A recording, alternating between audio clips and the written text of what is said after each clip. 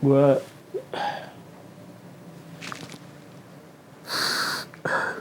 bacot lah. sorry. Eksploitasi kesedihan.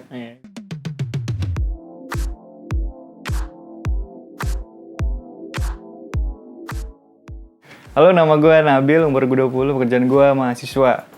Kayak biasa, nama gue Hanifah, usia gue 21, kerjaan gue lagi sibuk kuliah. Ya, nama gue Fahri, umur gue 20 tahun, pekerjaan nggak ngapa-ngapain. Assalamualaikum warahmatullahi wabarakatuh. Nama saya Gema, umur saya 20, saya mahasiswa. Halo, Assalamualaikum warahmatullahi wabarakatuh. Nama saya Muhammad Ikhlas Amal Usman. Umur saya 20 tahun, pekerjaan saya adalah mahasiswa. Apa yang lu ketahui tentang konflik Taliban di Afghanistan? Lagi chaos-chaosnya lagi sekarang sih menurut gua, yang dia berhasil dudukin istana presiden sampai sekarang, walaupun emang konfliknya udah lama ya. Intinya yang gue tahu si Taliban ini tahun-tahun ini berhasil merebut kekuasaan Afghanistan. Itu konflik internal kan sih? Antara Afghanistan sama Taliban, itu doang yang gue tahu sih. Ya, yang gue tahu tentang Taliban kayak dia kayak mau mengambil kekuasaan rakyat-rakyat Afghanistan. Itu kali, mungkin. Saya tahu bahwa ada peperangan, ada Amerika, dan ada Taliban. Mungkin. Perasaan lu ketika melihat tindakan putus asa warga Afghanistan? Gue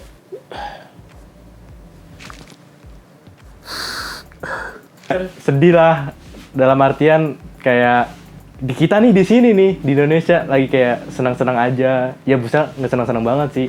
Maksudnya yang aman, bebas, tentram, tapi di sana kan lagi ada konflik, perpecahan. Kasian, sedih. Kayak gue mikirin kalau gue di posisi itu gue kayak gimana ya, sedih banget. gue turut prihatin dan gue rasa bahwa semua orang punya hak hidup yang sama. Wah, sedih sih gue ya, sebagai sama manusia. Kemanusiaan gue tuh ngelihat mereka yang sampai bela-belain rebutan di airport gitu kan, buat keluar negeri, sampai atau deportasi anak-anaknya dilempar-lemparin kemana ke luar negeri. Itu gue sedih banget sih.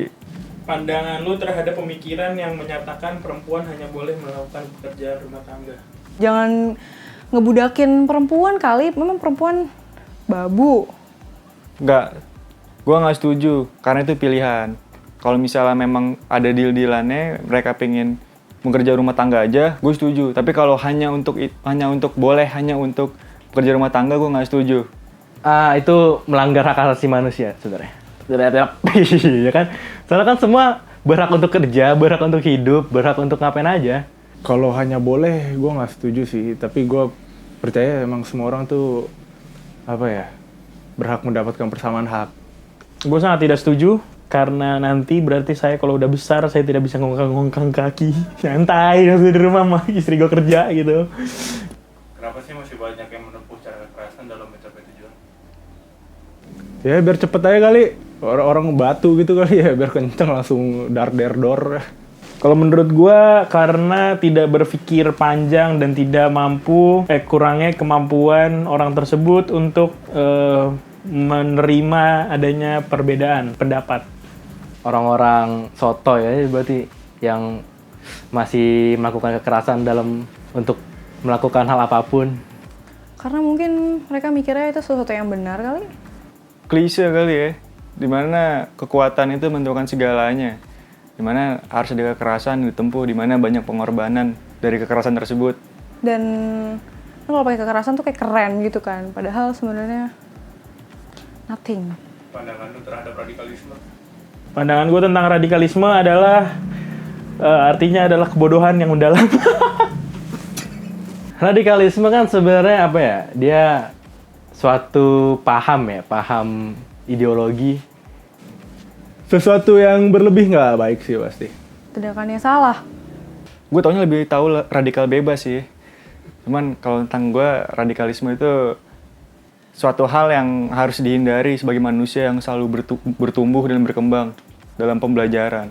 Kalau udah radikal, lu pasti mentok dan pasti lu nggak bakal bertumbuh. Perlukah ada kekerasan dan pelanggaran hak asasi manusia di dunia? Kenapa? Nggak perlu lah, itu mungkin orang-orang yang masih suka main tembak-tembakan, gimana ya, masih anak SMA kali ya, suka-suka berantem gitu ya. Karena kan bisa diajak ngomong baik-baik ya. Kayak selalu ngomong sehat-sehat aja baik-baik gitu ya. Iya. Karena zaman yang sekarang itu udah nggak barbar, itu udah nggak asik lah. Itu udah nggak zamannya barbar itu.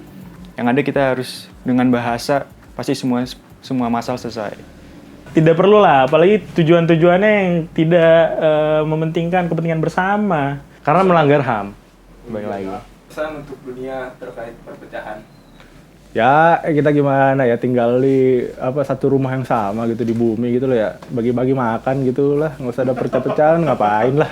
Ya menurut gua sekarang kan udah udah semua menjunjung tinggi persatuan kan, kayak harus berkolaborasi lah. Wadaw. Ayolah kita bersatu aja, ngapain sih? Bersatu kita teguh, bercerai kita runtuh.